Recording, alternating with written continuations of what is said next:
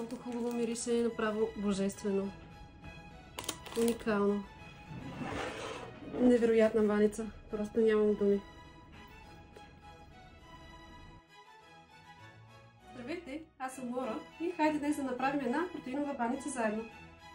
За нашата домашна баничка ще ни трябва домашни яйца от баба, фамилия точени кори, скир, сирене на Маджаров и сода бикарбонат. Тъй като ще ни трябват и яйца за майонезата, която ще използвам за баницата, а майонезата, която аз правя, си е домашна, и ще сложа няколко яйца в ерфрайера, за да се изпекат. За планката ще ни трябват 4 яйца, 350 грама сирене и 400 грама скир с 1/2 чайна лъжичка сода бикарбонат. Сега ще сложим всички продукти в купата ми за планетарния миксер и съответно след това ще го пусна да ги разбърка.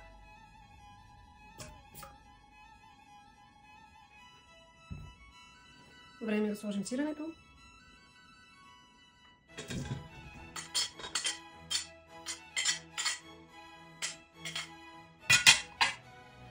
И накрая скир с сода бикарбонат.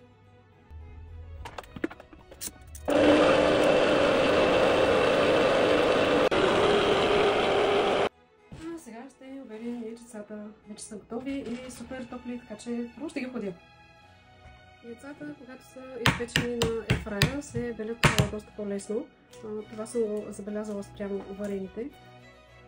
За момента ще обеля само 3 яйца. Сега ще добавя 3 лъжички олио.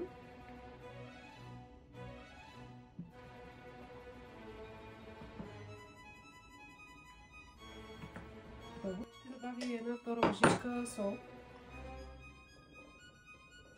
Обичам майонезата да е малко по-солена.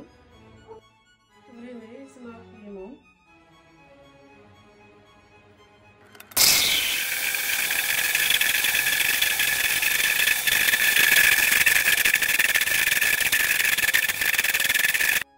Много ми е удобна тази дълга лъжичка.